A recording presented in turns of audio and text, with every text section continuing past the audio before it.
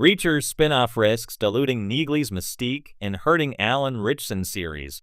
Amazon's Reacher has quickly become one of the most reliable action thriller shows on television, with Alan Ritchson's towering, stoic Jack Reacher serving as the magnetic centerpiece.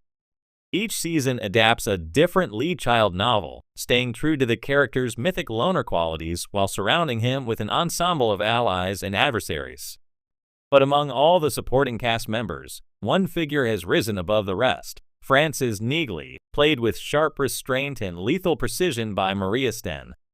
Neagley has been an essential recurring presence since Season 1. Her loyalty to Reacher, her no-nonsense military professionalism, and her subtle charisma have made her one of the show's breakout characters. It's no surprise, then, that some fans have started asking whether Amazon might eventually spin her off into her own series. After all, Hollywood is always eager to expand proven IP into mini-franchises. But while the idea might sound appealing on paper, a Neagley-centered spin-off carries real risks, not only to her mystique as a character, but to the overall strength of Reacher itself. In fact, pulling Neagley out of her carefully balanced supporting role could backfire, diluting what makes her special while distracting from Alan Ritchson's mainline series. Here's why Amazon should tread carefully. The power of Neagley's mystique. Neagley's presence in the Reacher novels, and now on the show, has always been carefully rationed. Unlike Reacher, who drifts into the center of conflicts, Neagley is more of a shadow figure. She appears when needed, offers her expertise, and then slips back into her own world. This limited visibility is exactly what makes her intriguing. Viewers don't know every detail about her past, her personal life, or even her day-to-day existence outside of Reacher's orbit. Instead, we get glimpses of her razor-sharp instincts, her unflinching moral code, and the deep mutual respect she shares with Reacher. In short, Neagley works best when she's not overexposed. Turning her into the lead of her own show would inevitably strip away some of that aura. A spin-off would need to answer questions the main series wisely leaves in the dark. Where does she live? How does she spend her downtime? What motivates her when Reacher isn't around? Those answers might satisfy curiosity in the short term, but they risk flattening her into just another conventional protagonist. Mystique thrives on scarcity. By spotlighting Neagley too much, Amazon could destroy the very quality that makes her compelling. The Jack Reacher formula depends on isolation. Another reason a Neagley spin-off could hurt the Reacher brand is that Jack Reacher stories are built on a very specific formula. Reacher himself is a wandering lone wolf, a man without ties, a figure who drops into other people's troubles before vanishing just as quickly. That structure is what allows the novels, and now the show, to refresh themselves each season.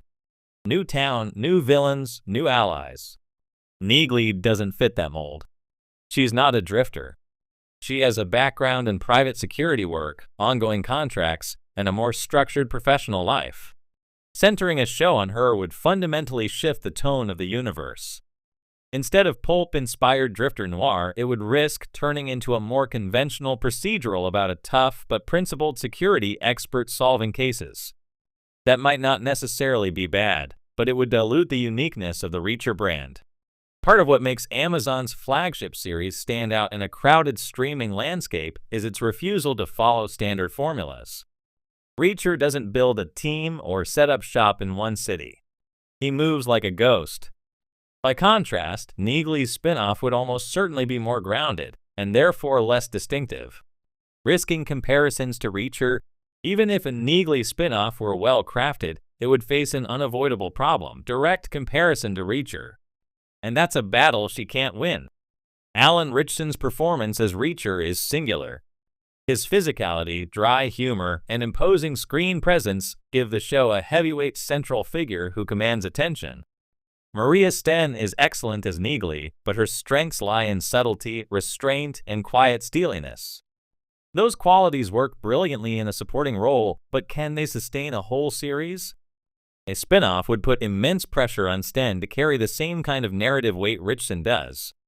If audiences inevitably find it less gripping, the danger is not only a failed show, but also a weakening of Neagley's image when she returns to the main series. Sometimes the very thing that makes a character beloved is their status as a counterbalance to the lead, not an equal replacement. Shared universe fatigue. It's impossible to ignore the current entertainment climate. Every major property wants to become a universe. From The Walking Dead to The Boys to Yellowstone, successful shows are immediately expanded with prequels, sequels, and side stories. But audiences are starting to tire of this strategy. Not every supporting character needs a solo project. And in the case of Reacher, forcing a spin-off risks turning a refreshingly straightforward action series into yet another bloated IP ecosystem. Part of the charm of Reacher is its simplicity. One man, one season, one story. Expanding beyond that could break the spell. Fans tune in for Reacher himself, not the extended network around him. By overplaying their hand, Amazon could erode the very clarity that sets the series apart. How a spin-off could work, if it had to. To be fair, a Neagley-led spin-off isn't an inherently doomed idea. With the right creative choices, it could carve out its own identity. The key would be ensuring it doesn't feel like Reacher Light. Instead of trying to mimic the Jack Reacher formula, a Neagley series could embrace her differences. It could lean more into espionage, corporate intrigue, or international conspiracies, areas where her skill set as a former MP and current security specialist shines. It could even adopt a different stylistic tone, perhaps leaning darker or more grounded than Reacher's pulpy, mythic feel. Most importantly, it would need to resist the temptation to over-explain her character. The more mystery Neagley retains, the more compelling she remains. If a spin-off tries to give her a full backstory, romantic arcs, or domestic subplots, it will unravel what makes her special. Still, even in the best-case scenario, the spin-off runs the risk of being redundant.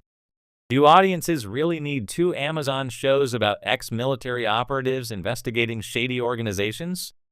Or is the existence of one nearly perfect version enough? Protecting Alan Ritchson's Reacher. Finally, there's the issue of focus. Alan Ritchson has anchored Reacher so effectively that the series has become one of Amazon Prime's crown jewels. His physical stature, combined with his surprisingly nuanced emotional beats, makes him an ideal action star. Every season reinforces the brand as Reacher equals Ritchson. A Neagley spin-off could muddy that association. Instead of Reacher being the must-watch franchise, the brand risks fragmentation. Some casual viewers might sample the spin-off, find it underwhelming, and disengage from the larger property altogether.